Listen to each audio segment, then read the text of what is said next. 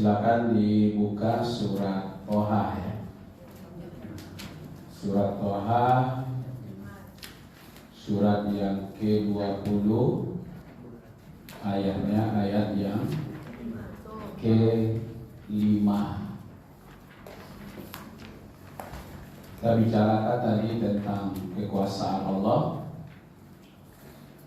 Okay. A'udzu billahi minasy syaithanir rajim. Bismillahirrahmanirrahim. Ar-Rahmanu 'alal 'arsy istawa.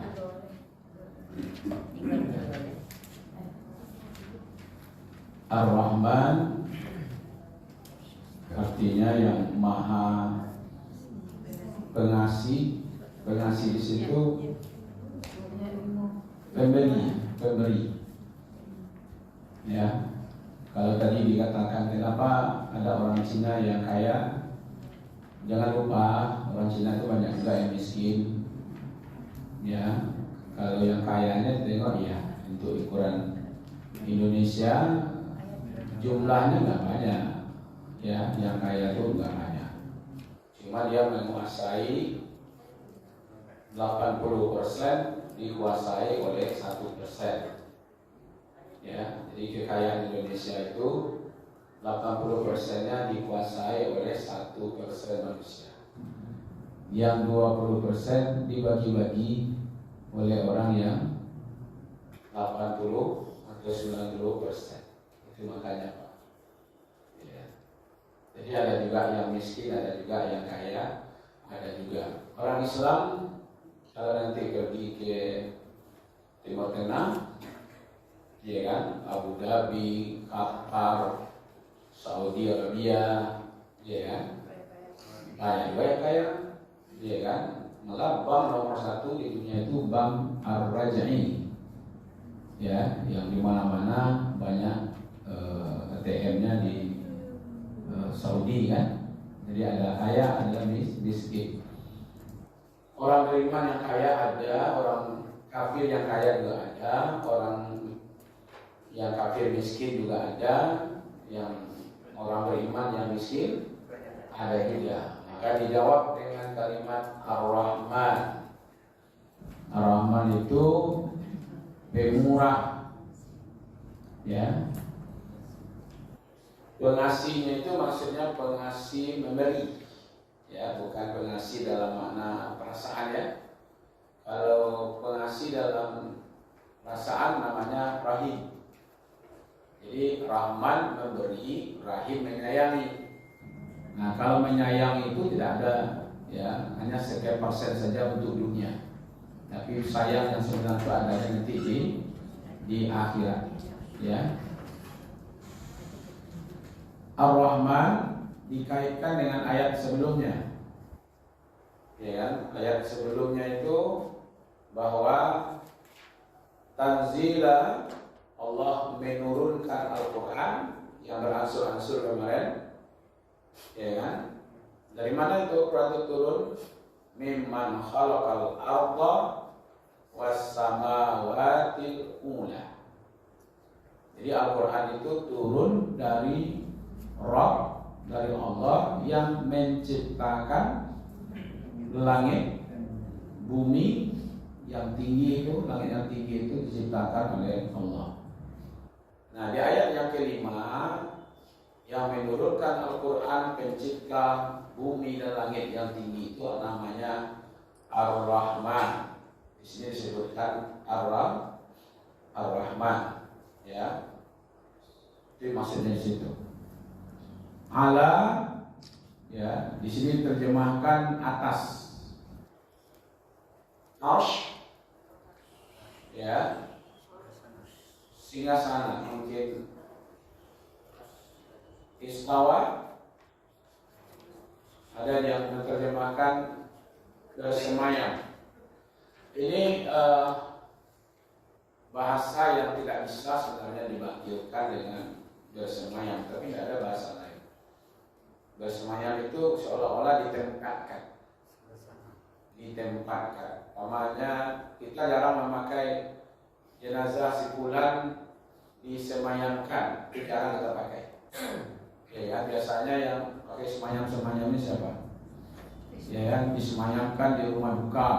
Tidak, itu biasanya ditempatkan. Maka itu kata semayam ini tidak pas untuk, tapi nggak ada lagi kata lain gitu. Karena Allah tidak bertempat, ya kan? Jadi kalimat bersemayam itu seolah-olah kita jauhkan dari perasaan Allah itu seperti jasad, jisim, punya tempat duduk, punya tangan, punya mata, punya wajah. Kita jauhkan pikiran kita dari hal-hal yang seperti itu. Ini topik yang sangat krusial ini memahami, ya. Di perdebatan sengit terjadi di Arsis Tawar, ya, di kalangan ahli teologi, ahli akidah, ahli tauhid, ya kan. Ada yang mentakwil maknanya, tapi ada juga yang tidak mau mentakwilkan, apa adanya saja, begitu, ya kan. Itu nanti krusial di situ, ya. Nanti kita lihat yang mana kita harus pahami. Ar-Rahman, ya, Allah yang maha menunjukkan rahmat yang luas meliputi seluruh makhluk. Jadi kalau rahmat tidak hanya manusia, ya. Jangan bicarakan tentang Islam atau kafir, yang binatang saja diberi oleh Allah, ya. Binatang yang buas, binatang yang jinak diberi oleh Allah, ya, apalagi manusia. Makanya kemarin saya ceritakan di dalam kitab Risalah Husairiyah, Imam Husairi pernah menceritakan tentang Nabi Ibrahim, ya. Nabi Ibrahim ini kan punya tetangga.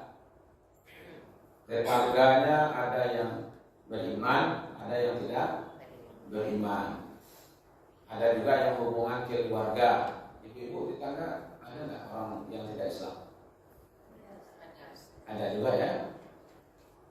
Ada yang bertetangga punya keluarga juga, artinya ada hubungan keluarga, kakak beradik, ada juga seperti itu kan. Maka itu ada 3 tingkat tetangga itu, yang punya hak 3, yang punya hak 2, yang punya hak 1. Kalau bertetangga Islam, keluarga pula lagi, itu punya hak 3, hak sebagai tetangga, hak sebagai orang Islam, dan hak sebagai keluarga. Ada yang punya hak 2, tetangga Islam, tidak hubungan keluarga. Nah, hak bertetangga 1, hak sebagai orang Islam 1. Ada juga yang punya hak 1 saja, bertetangga, tidak Islam, ya kan, tidak pula keluarga, maka haknya cuma 1 bertetangga. Nah, Nabi Ibrahim ini punya tetangga yang tidak mau beriman. Sudah 70 tahun lamanya. Terjadi kelaparan, nggak ada lagi yang akan dimakan, dan minta ke Nabi Ibrahim. Ya, Nabi Ibrahim nggak mau kasih karena dia tidak beriman. Jadi kalau ibu-ibu nanti tanya, boleh nggak bersedekah, boleh nggak berzakat kepada orang yang tidak Islam? Kalau berzakat tidak boleh, karena itu memang khusus untuk orang Islam. Tapi kalau sedekah, infak, hadiah, hibah, ya boleh saja, ya kan? Nah, ketika Nabi Ibrahim tidak mau memberi dia makan karena tidak Islam, tidak beriman, Nabi Ibrahim ditegur oleh Allah. Engkau Ibrahim, ya, 1 kali aja orang minta makan nggak mau kau kasih. Saya sudah 70 tahun, ya, nggak beriman kepada saya kasih aja dia makan terus. Kadang-kadang kita ini memang nggak bisa disuruh kepada Allah, ya, sampai ke surga udah kamu maafkan. Di dulu tipu di surga, ya nah. Iya itu. Jadi selama 70 tahun itu dikasih makan oleh Allah, kan, dikasih rezeki. Sekarang minta kepada Nabi Ibrahim nggak mau ditegur oleh Allah. Nah, itu dikisahkan di dalam kitab Ar-Risalah Qusairiyah. Ya, artinya sebenarnya bukan kisah yang kita ambil. Ya kan, begitu maha luas dan rahmannya Allah. Orang yang pembangkang saja Pak, yang tidak beriman saja masih dikasih juga oleh Allah. Pertanyaannya, apalagi yang beriman? Ibu, yang penting banyaknya atau berkahnya? Banyak Bapak tekanlah belakangan. Tadi ada catatan pertama mati karena perlu berkah. Cuma kalau dia pas-pasan. Tidak juga pas-pasan Pak. Pas ado butuh, ado. Pas butuh ado. Kan itu penting lah. Ibu nampak lu memiliki atau menikmati? Serius? Tidak muncul pemikiran belakang tadi Pak. Kedua Ustaz. Kalau butuh, ya bisa saja. Kita butuh mobil, kita butuh motor, kita butuh, bisa. Ketika butuh, tuh banyak tinggal bongkar, ya, apa lagi, Gojek, gitu kan bisa tuh. Kan butuh. Itu masalahnya. Jadi kita ini sebenarnya kalau butuh Allah akan kasih. Kita mau bukit tinggi butuh mobil atau harus punya mobil? Iya tuh terapel banyak. Tiga tunggu aja di sini kan, semua bukit tinggi gitu. Masalahnya kita sebenarnya bukannya butuh, ingin. Nah itu yang membuat susah tuh. Wah ingin kan, masa tuh bukit tinggi harus punya motor dulu. Ya nah, kalau tunggu dalam PDP tidak payah kan? Iya kan? Untuk ke pondok tadabbur butuh kendaraan atau harus balik kendaraan? Butuh kendaraan. Ada apa cukup tuh? Kita kenal belakangan udah aduh juga itu Ustaz kan gitu. Ar-Rahman itu ditunjukkan di situ. Kenapa enggak asma Allah yang lain gitu? Kenapa Ar-Rahman disebutkan di situ? Ya kan, ala arsyus tawa. Jadi tadi ada tanzila Allah ya Pak, yang menurunkan Al-Qur'an. Al-Qur'an yang kemarin isinya untuk memudahkan. Jadi Al-Qur'an ini untuk memudahkan, bukan untuk menyulitkan. Ya kan? Itu diturunkan dari Allah yang menciptakan bumi, menciptakan langit. Itu ditunjukkan dengan kekuasaan Allah. Toh, langit yang 7 lapis itu Allah yang ciptakan. Lalu diperlihatkan kekuasaan dengan menciptakan bumi. Sekarang Allah memperlihatkan sifatnya, bahwa Allah itu siapapun diberi. Ya kan? Nah itu dia. Itu Ar-Rahman. Ya, seluruh makhluk diberi oleh Allah. Ya kan? Karena itu bukan di belakangan. Ya kan? Tetapi di depan. Saya agak sedikit berbeda Bapak Ibu memahami bertawakal kepada Allah. Ya, kalau bisa jangan sudah habis segala-galanya baru kepada Allah. Ya. Nggak ada lagi, ini nggak bisa, ini dalam butuh, ini nggak bisa, Lu takkan aja Allah enggak. Pas ada masalah langsung Allah dulu, lalu baru usaha. Maka itu yang disebut tawakal itu, ikatkan dulu, ya kan? Karena ada situ KBA dulu, kalau bahasa agamanya akidah. Beriman kita dulu, berakidah kita, ikat keyakinan kita kepada Allah. Usaha ini bagian dari untuk menunjukkan bahwa kita butuh. Ya kan? Maka itu kalau seandainya tidak ada jalan lagi baru Allah, selama ini nggak mau kenal, itu masalahnya. Iya. Seorang sono itu, lu siapa ya?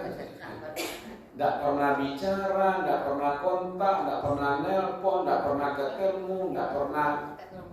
Datang, minta tolong saja gitu. Dia ketuk lo pintu kan, cipu-cipu dia kan. Nggak kenal. Kalau bermain lagi, aku dapat saya gitu. Modus semua, ya kan? Cuma kalau kita kenal, datang saya orang tua, Ustaz mukul banyak kau itu atau itu kan. Kalau kenal, kalau tidak kenal, Allah sudah memperkenalkan dirinya dari awal, Ar-Rahman. Ya kan, tinggal kita jemput saja lagi. Ya kan? Jadi sebelum bicara tentang yang diperdebatkan Arsy Istawa itu, maka Allah sudah menjelaskan dulu kata Ar-Rahman. Oke.